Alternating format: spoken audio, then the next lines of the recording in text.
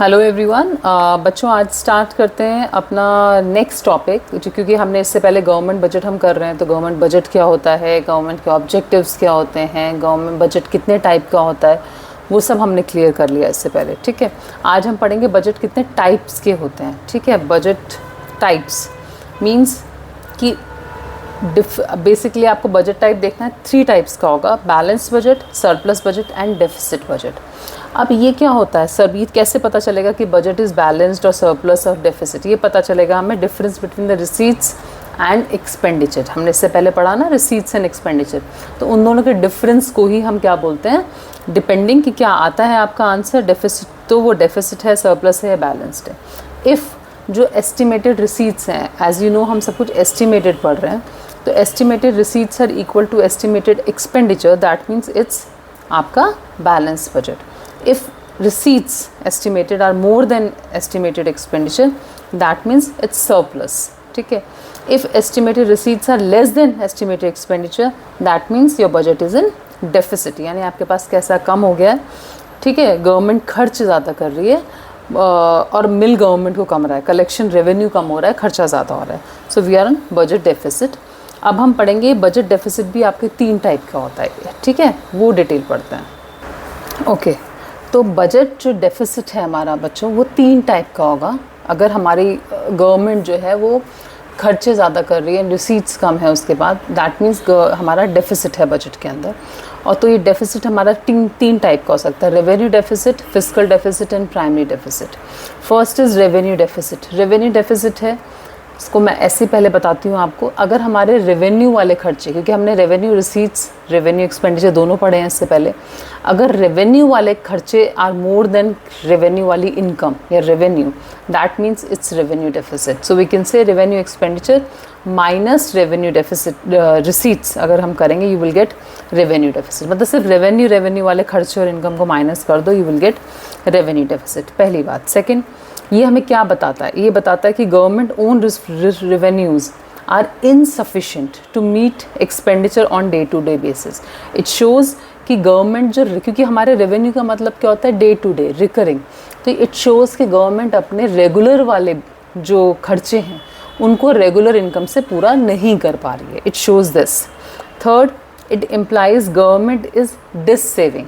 डिससेविंग मतलब जो गवर्नमेंट के पास अपनी सेविंग्स हैं उनको खर्च कर रही है, या फिर ठीक है खर्चों को पूरा करने के लिए।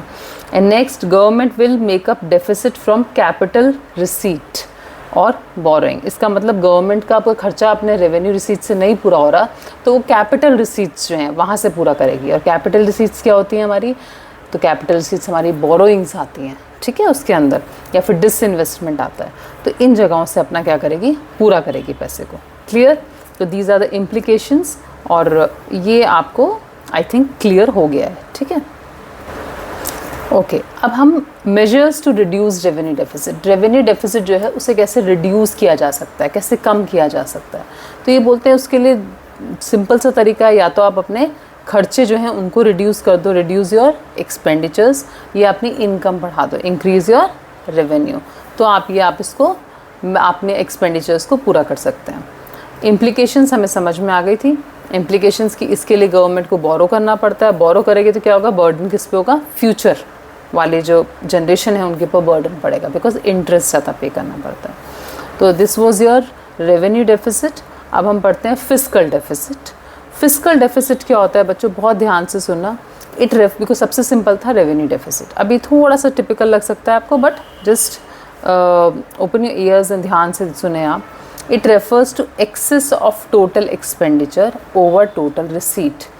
Total word आपको दिख रहा है यहाँ पे, इसका मतलब इसमें टोटल एक्सपेंडिचर जो है, यानी कि चाहे रेवेन्यू का एक्सपेंडिचर है चाहे कैपिटल का एक्सपेंडिचर है, वो आपका ज़्यादा है टोटल रिसीट से, रेवेन्यू की और कैपिटल रिसीट से। यानी कि आपका खर्चा, टोटल खर्चा is more than total receipt जितना है, that is called fiscal deficit. Clear? तो आप इसको इससे माइनस करेंगे, बट इसमें एक पॉइंट है जो ध्यान रखना है, टोटल एक्सपेंडिचर में तो सारा खर्चा ले लेंगे आप, कैपिटल का भी और आपका रेवेन्यू का भी, बट रिसीट्स में आपको क्या करना है, आपको सिर्फ और सिर्फ आपको नॉन डेट क्रिएटिंग रिसीट्स लेनी है कैपिटल के अंदर। मतलब रेवेन्यू की सारी रिसीट्स आएंगी, क्योंकि टोटल रिसीट क्या है, रेवेन्यू रिसीट और कैपिटल रिसीट्स का टोटल है, तो रेवेन्यू की तो आप सारी ले लोगे रिसीट्स, बट कैपिटल में रिसीट्स कौन सी आती हैं? 2 तरह की होती हैं, एक तो बोरो जो मनी करते हैं और एक जो डिसइन्वेस्टमेंट से होता है, ठीक है, या रिकवरी ऑफ लोन, उन्हें नॉन डेट क्रिएटिंग होता है। सिर्फ उन्हीं वाले रिसीट्स को लेना, you will not take borrowings. Clear? तो ये हमारा फॉर्मूला हो गया है। टोटल रिसीट्स में आपको मैंने बता दिया ये आ जाएगा, और प्लस आपकी capital receipts only non debt creating. I hope it's clear. Okay, अब इसकी भी इम्प्लीकेशन पढ़ते हैं कि फाइनेंशियल फिस्कल डेफिसिट, अगर फिस्कल डेफिसिट है तो उसकी इम्प्लीकेशंस क्या होंगी। पहला है कि आप डेट ट्रैप में फंस जाएगी गवर्नमेंट हमारी। क्यों? क्योंकि फिस्कल डेफिसिट का मतलब क्या होता है? It is basically borrowings only, और अगर आप जितना बोरोइंग करोगे that means that includes principal and interest. That means आपको इन प्रिंसिपल तो पे करना ही है, but you need to pay interest also, और जो रेगुलर बेसिस पे करना पड़ता है। And this interest will increase revenue deficit, because interest जो होता है वो किसका पार्ट है? That is part of revenue expenditure, आपको पे करना है रेगुलर बेसिस पे। तो आप बोरो करने से रेवेन्यू वाला खर्चा भी रेगुलर वाला भी बढ़ा रहे हो, ठीक है। सो country caught in debt trap, right. Second, inflation हो जाएगा ज़्यादा बोरो करने से। क्यों? गवर्नमेंट बोरो करेगी अगर आरबीआई से, तो उससे क्या होगा? आरबीआई से बोरो किया, मनी सप्लाई इकोनॉमी के अंदर ज़्यादा बढ़ गई, ज़्यादा प्रिंट होके मनी आ गया, ज़्यादा बढ़ गया इकोनॉमी के अंदर। उससे क्या होगा? प्राइजेस बहुत बढ़ जाएंगे चीज़ों के, है ना। ये सब तो इकोनॉमी में चलता रहता है। अगर जितना ज़्यादा पैसा आता है उतना ही प्राइजेस बढ़ते हैं। Demand is more than supply, तो उससे होगा इन्फ्लेशनरी प्रेशर, राइट। तो ये हमारा था इम्प्लीकेशंस ऑफ फिस्कल डेफिसिट। अब हम लास्ट पढ़ते हैं, that is your primary deficit. Okay बच्चों, प्राइमरी डेफिसिट बहुत ध्यान से सुनेंगे। It refers to the difference between fiscal deficit of the current year and interest payment of previous year. This is the formula primary deficit का, कि fiscal deficit जो आपने अभी इससे पहले निकाला था, जिसको हम बोरोइंग्स भी बोल सकते हैं, उसमें से अगर आप माइनस कर दे टोटल जो पैसा हमने बोरो किया है, यानी फिस्कल डेफिसिट जो है करंट ईयर का, ये ध्यान रखना है करंट ईयर का, उसमें से मैं माइनस कर दूँ जो इंटरेस्ट पेमेंट हमारे कंट्री कर रहा है पुराने साल की, इंटरेस्ट पेमेंट जो हम रेगुलर बेसिस पे करते हैं ना पुराने साल का, वो माइनस कर दो टोटल बोरोइंग्स में से। क्योंकि बोरो जो किया उसमें से इंटरेस्ट पेमेंट्स माइनस कर दो, you will get primary deficit. तो प्राइमरी डेफिसिट रिफ्लेक्ट्स व्हाट, क्या शो करता है? It shows extent to which interest force government to borrow in current year. Fiscal deficit आपको ये शो करता है कि करंट ईयर में अभी के टाइम में गवर्नमेंट को कितना फोर्स कर रहा है इंटरेस्ट, पुराना इंटरेस्ट ही पे करना कितना फोर्स कर रहा है बोरो करने के लिए। जितना ज़्यादा इंटरेस्ट होगा उतना ज़्यादा गवर्नमेंट को बोरो करना पड़ेगा मनी, ठीक है। तो जितना कम होगा उतना ही कम बोरो करना पड़ेगा। क्लियर? अब फिस्कल डेफिसिट आपको पता ही है बोरोइंग्स होता है।